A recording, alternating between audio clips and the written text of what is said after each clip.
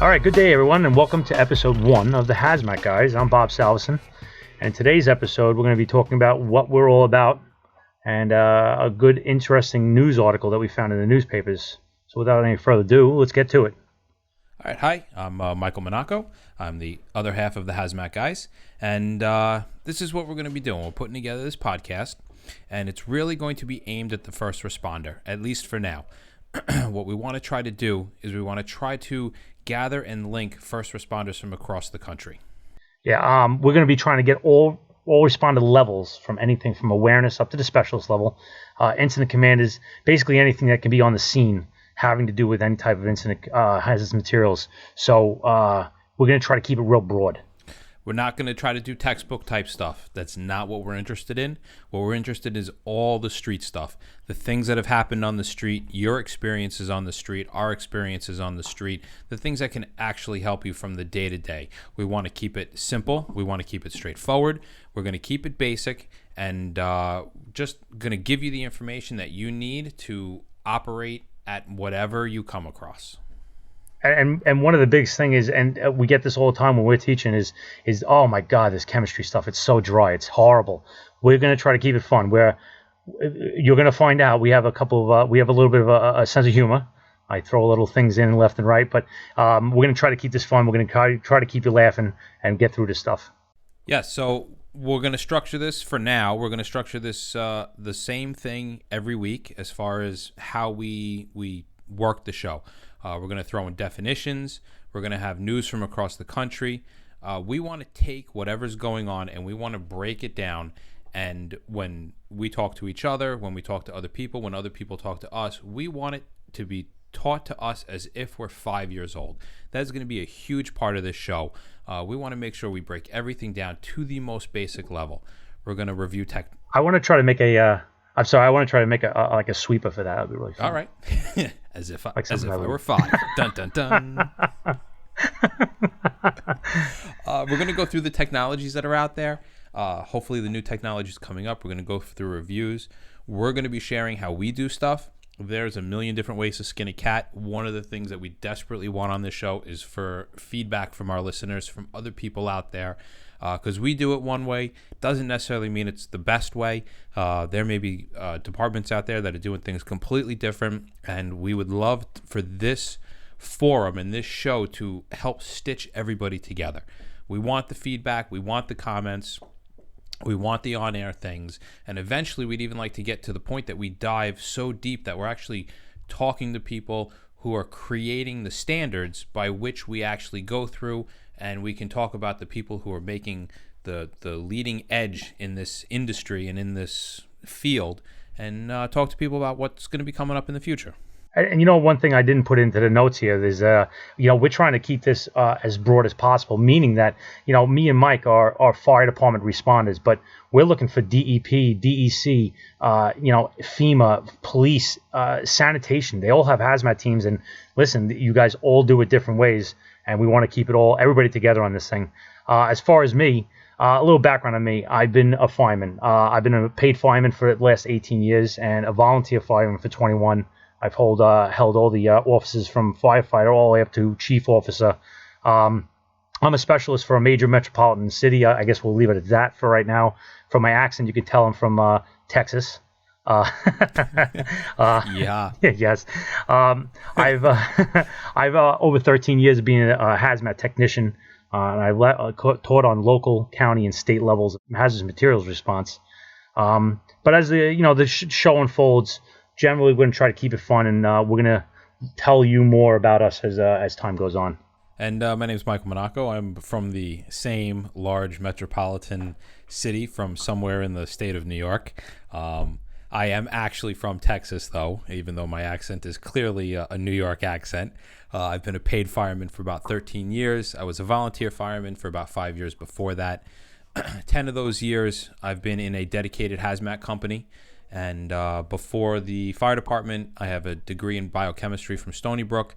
I've been a hazmat instructor now for about 6 years. I've been with the IAFF as a master instructor for 3, as well as I do independent instructing for industry and other first responders. So we both hope to bring stuff to the table. We both are hoping more to take away a lot from this. And the only way we're going to be able to do that is through listeners, through you guys. So please, if you hear of us, contact us, call us, email us, spread this around to others, because this is only going to work if we have a lot of people that are coming to the table to bring stuff. Yeah, and this show is a work in progress. We're building this from the ground up. I am pretty techno savvy as well as Mike is, but we're trying to learn. I've been learning, reading books and watching videos, YouTube, and all the other people that have been trying to help get this thing off the ground. So this is a work in progress. We're both strikingly handsome. We had faces for radio, and we're versed in the topics, but we're working with the technology to get the bugs out. So please bear with us while we do this. So what we plan on doing is we're going to plan on recording this on Mondays, and we're going to be releasing it on Fridays. So that's going to give us plenty of time for the next week to be able to gather the information that we want, read the emails, hear from people, gather topics, and start to develop the show. And we want this to be more than just a listening experience. We will be trying to link this in with websites, be linking this in with video. At some point we will have hopefully demonstrations, and we'll get to talk about the things that we post, the things that people bring to us. We want to have guests on to talk about their fields, and really just make this an all-around interesting show. In the future, we may consider doing some live shows.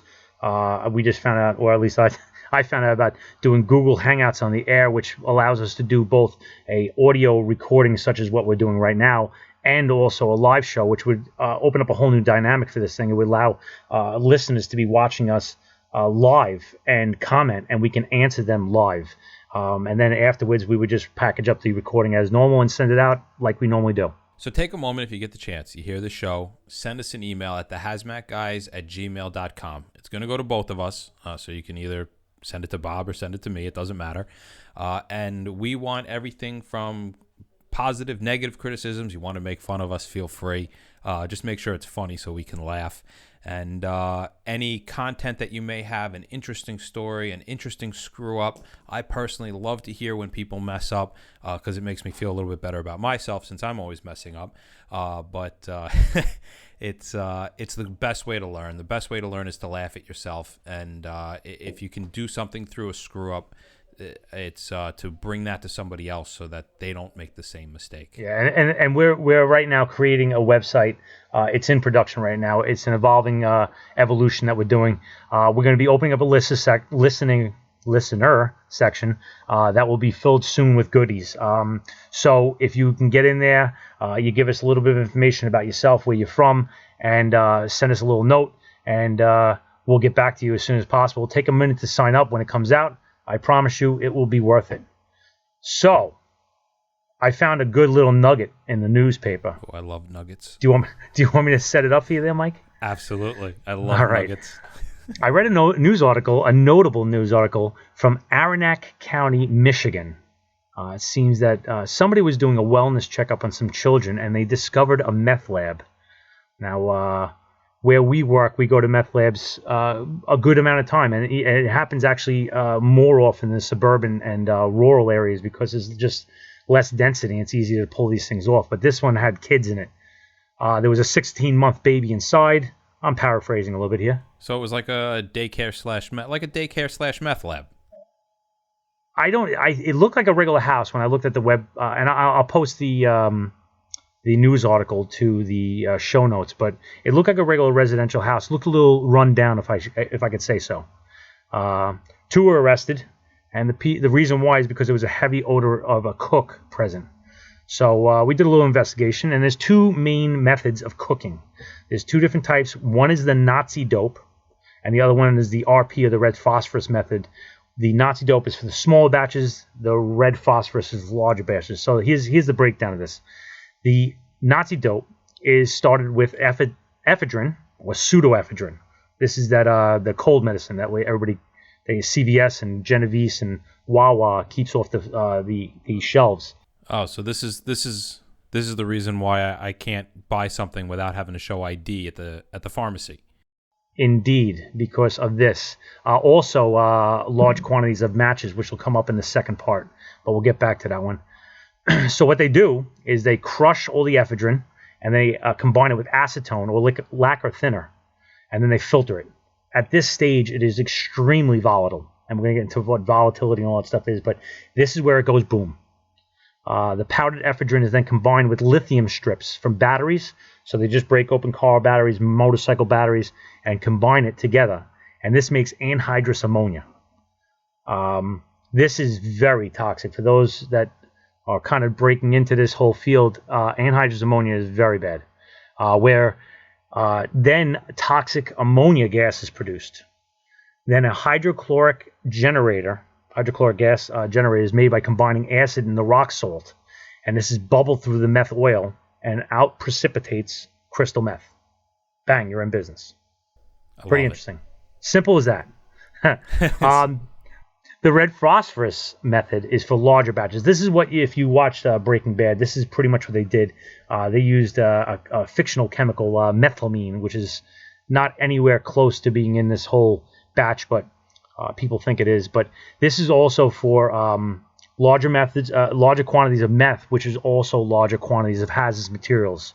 You need lab-grade equipment, and it's usually out of the reach for mom-and-pop shops found in homes. But don't rule this out. There are very crafty people like high school chemistry teachers or people that have access to this type of equipment. The only difference between this and a Nazi dope is that they add red phosphorus and iodine, which produce hydroiodic. Geez, that's bad. I'm going to cut that part out. Which produces hydroiodic acid and phosphine gas. That was a tough one. It's then heated for 6 to 8 hours, and then phosphine gas is produced at 5 to 95%. That is super toxic concentrations. So, Mike, let's walk this through. We walk up to a front of a house. We have a smell of, let's say, acetone or phosphine gas, which I wouldn't be able to pick up. I don't know what this phosphine gas smells like, but this is something that's odd.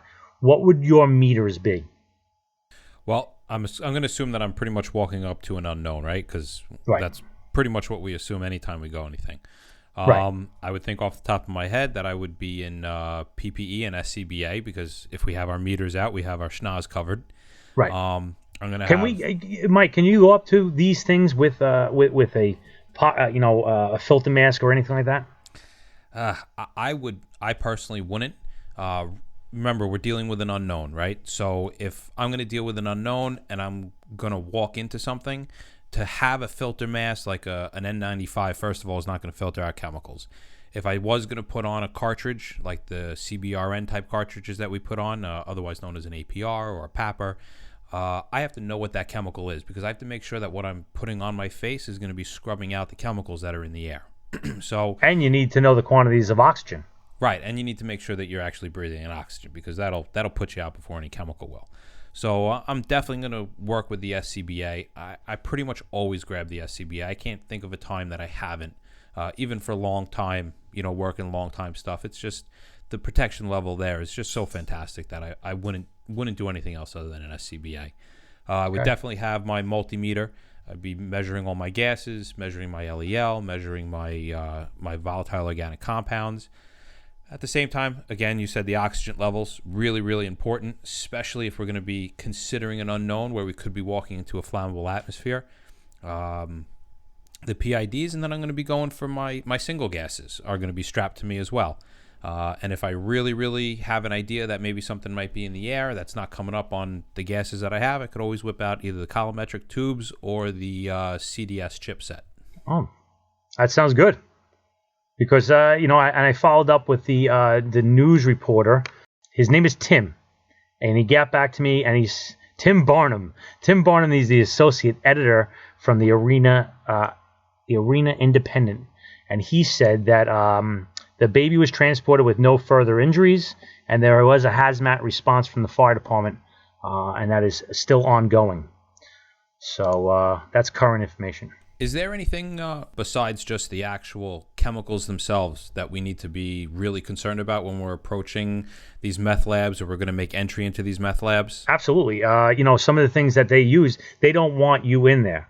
And so a few of them, luckily they weren't armed, but booby traps, anything from tripwires to taser guns to holes in the floor to, you name it, they thought of it. So when you're going into these things, be cognizant of that. That whole secondary device thing that we constantly perpetuate. If you're going to a possible terrorist attack or something like that, this is a homegrown terrorist attack. They're coming after you. So use your head. Go in there with your head on. Be on air and keep your head on the swivel. Use your meters. If they beep, stop and retreat. For our non-technicians out there, your general first responder, firefighter, or EMS, PD, however it is there anything that they can do if they were to stumble upon this? Well, basically it comes down to two, and I hate to oversimplify hazmat, but, I'm kind of a keep it simple kind of guy.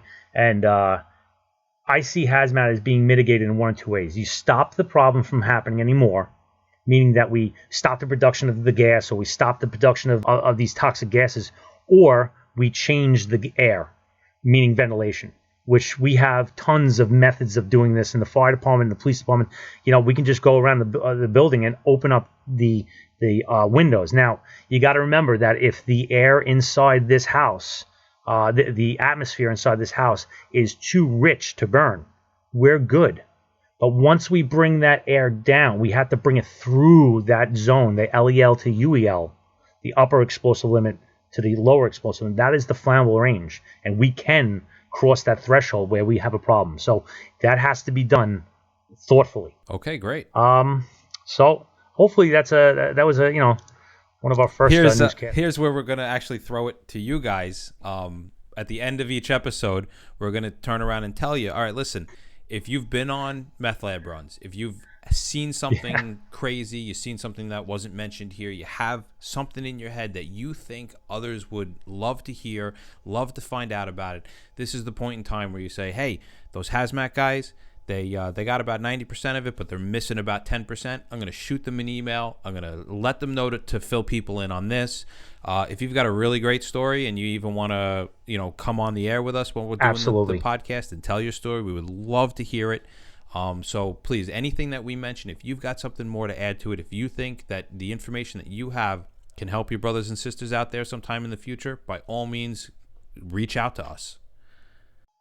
Absolutely. It's a great idea. So that wraps up the first episode of the Hazmat Guys. Thanks for taking a little bit of your day to listen to us and make your job a little bit easier. You can find us on Facebook and Twitter at the Hazmat Guys, and please take a moment to go to iTunes and put a review of us, whether it's good, bad, or indifferent. For those of you who don't know, if we read a 5-star review on the show, please email us that you heard it, and we'll send you a Hazmat Guys t-shirt and other awesome swag, which we have not yet created, but I promise it will be awesome. But one day we will. One day we'll have the swag. Yes. It will be promised to you. You can email us out in the future.